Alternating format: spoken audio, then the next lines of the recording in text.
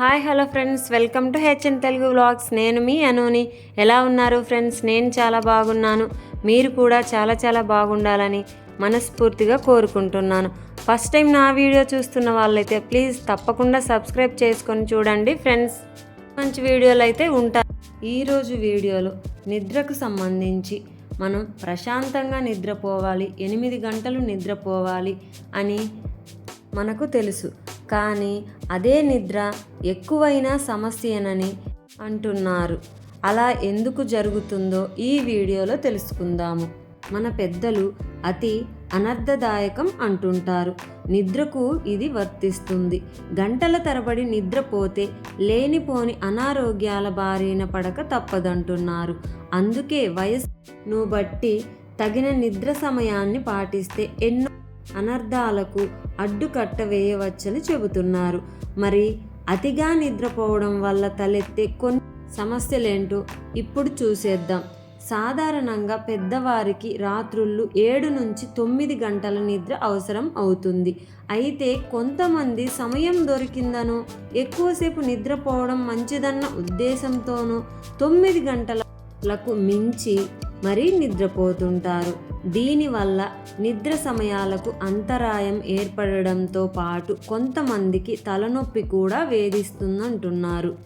అంతేకాదండి, ఇలా ఎక్కువ సమయం నిద్రపోవడం వల్ల పగలు నిద్ర రాదనుకుంటారు చాలామంది. కానీ దీనివల్ల కునికిపాట్లు తప్పవంటున్నారు. అలాగే అతి నిద్ర కొన్ని రకాల అనారోగ్యాలకు దారితీసే అవకాశం ఉంటుందని చెబుతున్నారు. మన శరీరం చక్కెరను విచ్ఛిన్నం చేసి శక్తిగా మార్చుతుంది. అయితే అతిగా నిద్రపోవడం వల్ల ఈ వ్యవస్థ గాడి తప్పుతుందట. ఫలితంగా టైప్ 2 మధుమేహం వచ్చే ప్రమాదం ఎక్కువంటున్నారు.